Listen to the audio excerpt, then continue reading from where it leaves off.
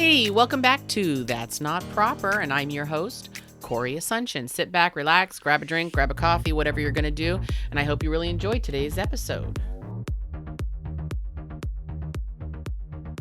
So before we go forward with today's podcast, I want to highlight a business owner, a woman. Her name is Martise. She is the host and producer of The Pop Off with Martise, which is a bi-weekly podcast popping off about everything pop culture and current events. In addition to that, Martise has a podcast consulting business. She's the executive director of Podcast Consulting. They offer services ranging from developing your message, consulting on equipment, distribution, monthly consultation where she can listen to your podcast and give you some feedback. If you are interested in starting your own podcast and are maybe looking for a little help, contact Martise. Or if you're just interested in a new podcast, listen to Martise on The Pop Off with Martise. At the end of the podcast, take a look at the show notes, and I'm going to include all of Martise's information so that you can contact her or listen to her podcast. In 1987, Women's History Week was expanded to a month. This month allows us to acknowledge the importance of marginalized groups like women, transgender women, and non-binary people who have been ignored and frequently erased from history. For the month of March, for a few of my episodes, I wanted to focus on women and non-binary persons, some of them in history, some of them now. But I wanted to take that opportunity to recognize some women who have done some amazing things that maybe they don't get recognized for and haven't been recognized for. In addition to that, it's really important that we take this opportunity to recognize the need to represent women and non-binary persons because we need to focus on the importance of gender equality. Focusing on women in history isn't about man-hating. I want to start that out right out of the gate. Focusing on women and non-binary persons is not about hating men or hating someone who is masculine or hating someone who is identifying as a man. That is not what it is about. It's about the necessity of recognizing that there is an inequality among the genders. And because of that, it is important that we recognize for the vast portion of history, women and non-binary persons have been ignored. Their achievements have been ignored. The things that they have done socially, culturally, and politically have been ignored. And very often, some of their great achievements have not only been ignored, but they have been taken on as if they were attained by a man. Now, please understand, as someone who identifies as a cisgender woman, I don't pretend to know and understand all aspects of the struggle that a transgender woman or non-binary person has. But I can say that I am an ally and that I am seeking understanding and I am seeking to communicate to other people who maybe come from a similar background that I have come from, that there is a great importance in recognizing this social struggle, the achievements that they have made, and the importance of loving regardless of what someone's identity is. The courage and the strength and even the grief and the joy that has to be part of your life, I would assume, when you are someone who at birth was assigned one gender, and over the course of your life, whether it's when you're younger or when you're older, recognize that that's not who you are. And so you go through the steps of for yourself and for others saying, that's not who I am, this is who I am. And you take those steps despite what society and culture says and does and how mistreated and how misrepresented they are. I can't even begin to describe the amount of courage that has to take. I can't even fathom it. And so when I was looking over these three women that I want to discuss today, during a period of time where things like marriage between same sexes was illegal, to dress differently than the gender that you were assigned at birth was not only illegal, but could be cause for someone to be brutally harsh with you, whether it be physically or verbally. And the amount of courage and strength that it had to take in order to be who you truly want to be who you are, is immeasurable to me. So I wanted to take today to focus on three different women: Lucy Hicks Anderson, Christine Jorgensen, and Lili Elbe. All three of these women did some crazy, amazing things during a period of time in history where it was very unacceptable, and it was socially and politically and culturally possibly a death sentence. But they chose anyhow to live out their lives as who they wanted to be, and chose to make this impression in history that I think many don't even really recognize. So this first person, Lucy Hicks Anderson, she was born in Kentucky in 1886. She was assigned the gender male at birth, and very early on told her mother, "No, I am not a boy. I am a girl. My name is Lucy, and I want to wear dresses." So at this period of time, her mother was concerned about this behavior and took her to a doctor. This is what's really crazy to me, is this doctor during this time, you're talking late 1800s, told the mother, let her be who she wants to be.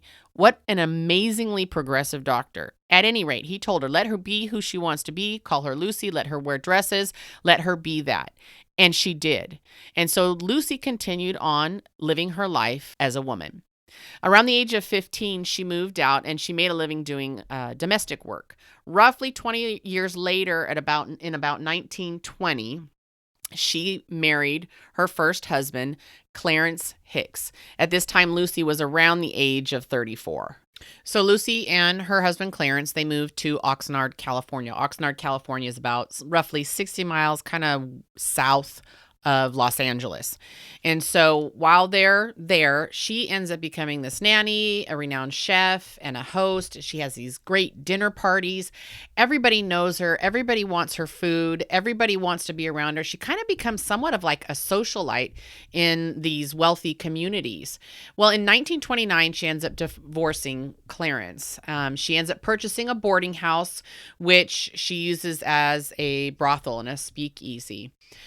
She was operating this during Prohibition time, but because everybody knew her so well and really liked her, they were kind of ignoring the illegal activities that she was participating in with regards to alcohol during that time, because I believe she was selling it as well as offering it to her patrons.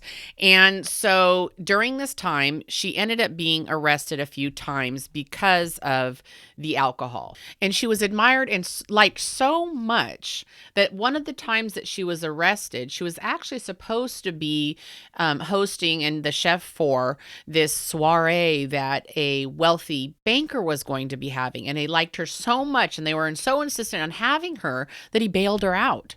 And so she was definitely well known within these wealthy communities as a socialite, and everybody loved her.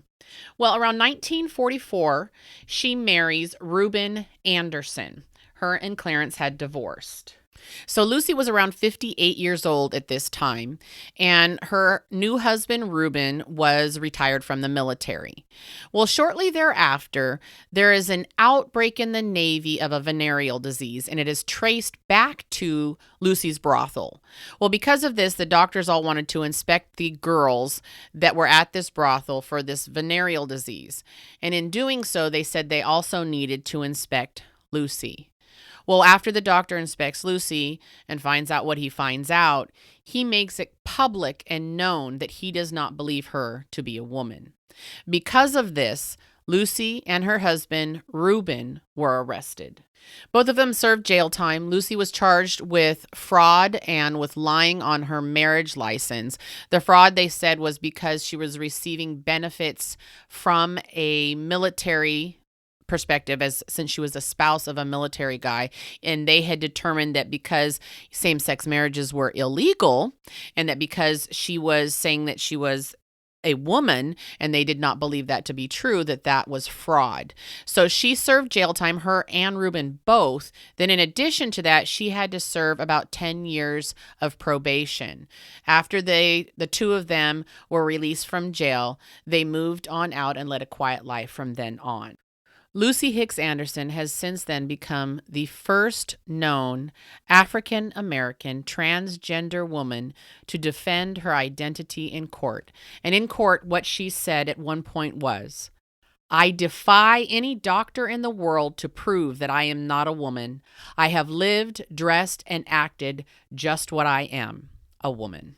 Lili Elbe was born in 1882 in Denmark. At the time of her birth, the gender that she was assigned was male, and she was given the name Einar Wegener. As a teenager and prior to becoming Lili, she attended the Royal Danish Academy of Fine Arts, where she studied art and eventually became a painter. Around 1904, she met Gerda Gottlieb, and they were married. Now, during this time, Lili was still identifying as Einar, and they were in a what would be considered a heterosexual marriage. Now, Gerda was also a painter, and she tended to paint women, something that was abnormal for the time. It was more common for men to paint women, but Gerda Gottlieb, now Gerda Wegener, painted women.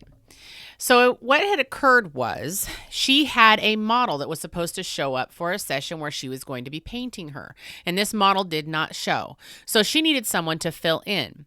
Now, the story goes apparently that she had a friend over, and this friend said to Gerda, "Hey, why not use Einar and have Einar pose in women's clothing and pretend to be, the muse in a sense for your painting?" Now, there was a little bit of a mixed consensus on this. Some things said that at the time Einar was willing to do it.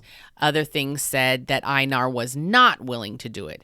At any rate, Einar did it, put on women's clothing, and posed for Gerda and her painting. During this time is where the transition from Einar to Lili began. Gerda and Lili would go out in society, and they would both be dressed as women, and it became very comfortable for Lili. And Lili began to realize that she wanted to transition fully, her body as well, to a woman. So around 1912, Gerda and Lili moved to Paris. Now, they did this for a couple of reasons. It appears as though it was more acceptable in Paris to be in society in a way that was a little bit different than the traditions and norms of the time. In addition to that, it was like a fresh start, starting over from where they were, and Lili would be more comfortable transitioning there. Now that Gerda and Lili were living in Paris, and Lili was able to have her public identity as a woman, she found out sometime in the 20s about the possibility of gender confirmation surgery. At the time, they referred to it as sex reassignment surgery. And this is something she became very consumed with. She desired to have not only her outward appearance as a female, but also her body to be a female. And so she moved forward with having this gender confirmation surgery. And Lili is now known as one of the first documented cases to have gender confirmation surgery. So it was around 1930 where she began having these surgeries. Now, the thing was, is at this time, her public identity was a woman. And so the King of Denmark, when finding this out, actually voided the marriage between Gerda and Lili because it was not legal for two women to be married. So their marriage was nullified and void. And at that point, Gerda and Lili parted ways. Now, Lili continued to have her surgeries. She had about 4 surgeries. And around 1931, she had her final surgery. And at that time, her final surgery was a uterus transplant. And unfortunately, due to post-surgical complications, Lili died from cardiac arrest. What's interesting is in her autobiography, Lili, A Portrait of the First Sex Change, Lili says with regards to the first time that she put on women's clothing for her wife Gerda, "I cannot deny, strange as it may sound, that I enjoyed myself in this disguise," she wrote. "I like the feel of soft women's clothing. I felt very much at home in them from the first moment." Christine Jorgensen was born in the Bronx in 1926. At the time of her birth, she was assigned the gender male, and she was given the name George Jorgensen. She continued to live her life as George Jorgensen, was drafted into the Army during World War II. However, she said that she did not identify as a man. She identified as a woman trapped in a man's body. So, shortly after her time in the military, around the late 40s, she read about a Danish doctor, Dr. Christian Hamburger. He was an endocrinologist in Copenhagen, Denmark. Now, she had ties actually to Denmark because of her family. They were Danish and they had originally come from there. So what she did around 1950, when she headed to Copenhagen without telling anybody what she was doing, she didn't want anybody to know initially. And so she went to Copenhagen in the hopes that Dr. Christian Hamburger would be able to help her out. Now, while she was in Copenhagen, she was able to see Dr. Hamburger, and at the time, Dr. Hamburger diagnosed her as transsexual. Now, during this time, she was able to have gender confirmation surgeries. In addition to that, she was taking hormone replacement therapy, which was something that was a little bit different than the previous gender confirmation surgeries that had been done. They were just the surgeries and not the hormone replacement as well. Now, she was there for about 2 years or so, and around 1952, she sent a letter to her parents and she told them what she had been doing. Up until this point, they did not know that she was there for gender confirmation surgery. In 1952, she sent a letter to her parents, supposedly with a photo, and within the letter stated, "Nature made a mistake, which I have corrected, and I am now your daughter." Now, it is not entirely certain, according to the research that I did, how the media found out this information, but somehow the media was made aware that Christine Jorgensen had left the U.S. as George Jorgensen, had gone to Copenhagen, had gender confirmation surgery, and would be returning to the United States. Now, there is a theory that Christine had notified the media, but I don't know if that is accurate or not. In addition to that, the media was somehow given by the family the letters that she had sent.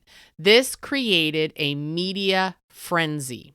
So in 1953, when Christine came back from Copenhagen, now visually a woman, also physically a woman, and now able to confirm her identity to everyone, she disembarked the plane to a frenzy of media and reporters and cameramen. And I'm not sure if she was totally aware that this was going to happen, but my goodness, it was amazing. There are several videos and things like that where you can actually see her disembark the plane and speak to the media. But one of the things that she says to the media when she stands up and is at this podium with a microphone and everything, she says to them, "I thank you all for coming, but I think it's too much." And she leaves. Now, unfortunately, due to all this media attention, because the United States especially was going wild with this, they had never seen anything like this. They'd never heard anything like this. It was kind of a circus. But because of this, her former career as a photographer, she was not able to continue to pursue. So instead, what she went into was being an entertainer. And people really wanted to see her. Part of that was because of her notoriety. But in addition to that, she was now a voice for other people who saw that the gender that they had been assigned or presumed by others in society, that they now had someone that they could look towards for courage and for strength. Because what was amazing was not only had she undergone all of this, not only did the media just grab onto this and make it known worldwide, but she also became now the first transgender woman celebrity in history. In 1989, Christine passed away from cancer. But prior to her death, in fact, I believe it was roughly 4 weeks prior to her death, she was quoted as saying, "We didn't start the sexual revolution, but I think we gave it a good kick in the pants." So as we go forward in this month of March, and this month of Women in History, and March 8th being International Women's Day, let's reflect on some of these women and non-binary people who have made this big revolutionary change that has affected our society in a way that recognizes that what traditions and norms that we have been assigned or told by society is who we are or who we are supposed to be isn't true. I would really love to hear from my listeners, and I would love to hear if you have any women or non-binary people in your life that have made a huge impact and you believe that are making an impact in society as well. Even those small little voices, those make a huge impact. And I think it's really important that we recognize those. Head on over to my website, that'snotproper.com. Click on episodes and then go to this episode, season 2, episode 4, Women Who Have Revolutionized History. And share with me in the comment section below the episode that you can actually listen to directly there on the website. And tell me about a woman or non-binary person in your life who has revolutionized history for you. In addition to that, you can find me on Facebook and Instagram at That's Not Proper. Please also email me, Corey at that'snotproper.com. Tell me what you want to hear me talk about. Tell me what you want to hear me change. If you have any ideas for the podcast, or hey, maybe if you want to even be on the podcast, email me. Tell me why. Remember to take a look at the notes for the podcast. In that, you will find links that explain to you a little bit more about Lucy and Lili and Christine. In addition to that, you'll get the information that you need for Martise. Remember, she has the podcast called The Pop Off with Martise. In addition to that, she has her podcast consulting company called Podcast Consulting. You'll get her email address, her phone number, her website, and all of that. Thank you for listening in today. I truly appreciate all of my listeners, and stay tuned for the next episode of That's Not Proper.